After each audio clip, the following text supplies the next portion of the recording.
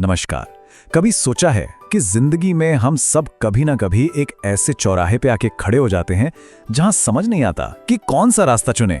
आज हम भगवद गीता के एक ऐसे ही श्लोक की गहराइयों में उतरेंगे जो असल में उस उलझन के अंधेरे में रोशनी की एक किरण की तरह है। अच्छा, याद कीजिए, कोई बड़ा फैसला लेने से ठीक पहले मन के अंदर कैसी उथल पुथल होती है, एक अजीब सी घबराहट। क्या सही है, क्या गलत, करें या ना करें, ये सारे सवाल जैसे एक तूफान खड़ा कर लेते हैं। सच तो ये है कि ये बेचैनी हम सबने कभी ना कभी महसूस की है। जानते हैं, हजारों साल पहले कुरुक्षेत्र के मैदान में खड़े अर्जुन की हालत भी ठीक ऐसी ही थी। पर एक बात समझनी बहुत जरूरी है, ये कहानी सिर्फ अर्जुन की नहीं है, ये हम सब की कहानी है। हर उस इंसान की जो रोज अपनी जिंदगी के कुरुक्षेत्र में सही फैसले लेने के लिए जूझता है। तो चलिए सीधे चलते हैं उस पल में। महाभारत का युद्ध बस शुरू ही होने वाला है। दोनों तरफ सेनाएं खड़ी हैं, शंख बजने को हैं, और उस युग के सबसे बड़े धनुर्धर अर्जुन, उनके हाथ कांप रहे हैं, गांडीव उनके हाथों से फिसल रहा है। और इस गहरी उलझन के बीच अर्जुन अपने सारथी कृष्ण से कुछ ऐसा कहते हैं जो किसी ने सोचा भी नहीं था। वो ना तो लड़ने को कहते हैं, ना ही भागने को। वो कहते हैं, हे अच्युत, मेरे रथ को दोनों सेनाओं के ठीक बीच में ले जाकर खड़ा कर दीजिए। सोचिए, युद्ध से ठीक पहले ये ठहराव, ये खामोशी, यही वो पल है जहां से गीता के पूरे ज्ञान का जन्म होता है। अब अर्जुन की इस एक छोटी सी विनती के जवाब में जो होता है ना, वही भगवद गीता के पहले अध्याय के 24वें श्लोक में बताया गया है।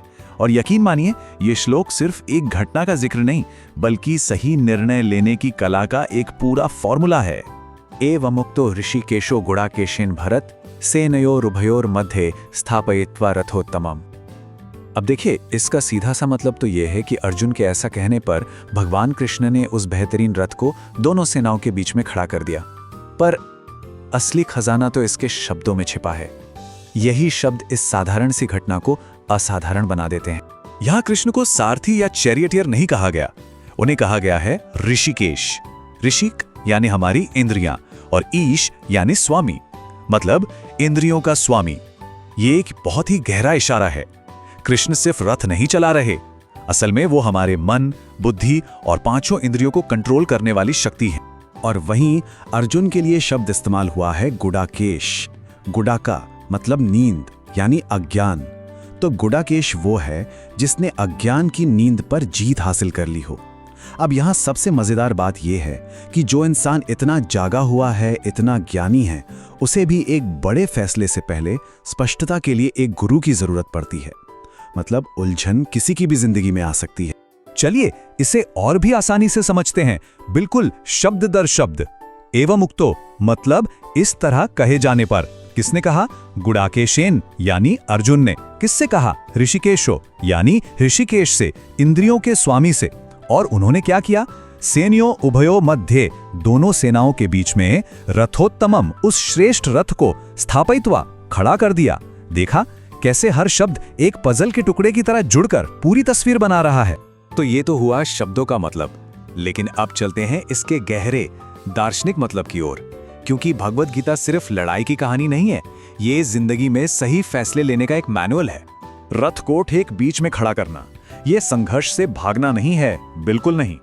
ये एक न्यूट्रल अवेयरनेस यानी एक निष्पक्ष होकर देखने की अवस्था है।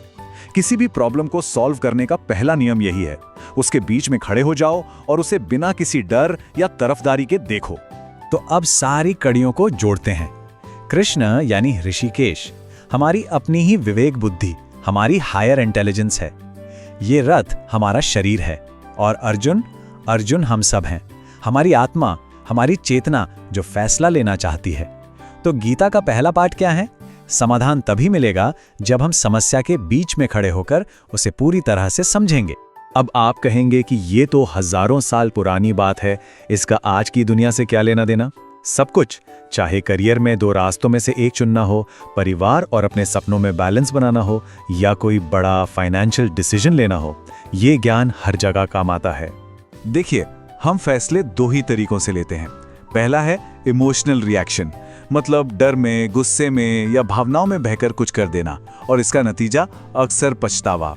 और दूसरा तरीका है कॉन्शियस रिस्पॉन्स, यानी सचेत प्रतिक्रिया, यही अर्जुन का रास्ता है। पहले रुको, देखो, पूरी सिचुएशन को समझो और फिर अपनी समझ से फैसला लो।